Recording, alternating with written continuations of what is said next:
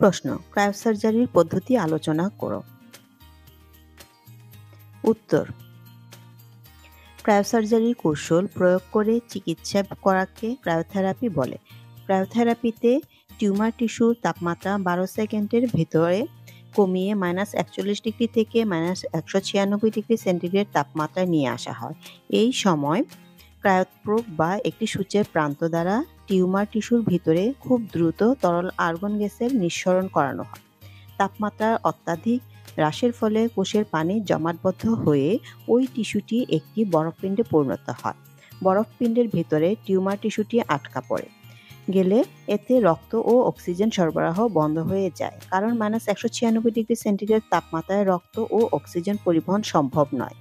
এর ফলে জমাটবদ্ধ অবস্থায় টিউমার টিস্যুটির ক্ষয় সাধিত হয়। আবার ক্রায়োপ্রোব বা সূচের প্রান্ত দিয়ে টিউমার টিস্যুটির ভিতরে হিলিয়াম গ্যাস নিঃসরণের মাধ্যমে টিস্যুটির তাপমাত্রা 20 ডিগ্রি সেন্টিগ্রেড থেকে 40 ডিগ্রি সেন্টিগ্রেড তাপমাত্রায় ওঠানো হয়। তখন জমাটবদ্ধ টিউমার টিস্যুটি বরফ গলে যায় এবং টিস্যুটি ধ্বংস হয়ে যায়। ক্রায়োসার্জারিতে চিকিৎসক টিউমার টিস্যুর তাপমাত্রা হ্রাস বৃদ্ধি এবং বরফখণ্ডের আকার আকৃতি নিয়ন্ত্রণ করতে পারেন। ক্রায়োসার্জারিতে তাপমাত্রা হ্রাস বৃদ্ধির প্রক্রিয়াটি অত্যন্ত দুটি চক্রে সম্পন্ন হয়।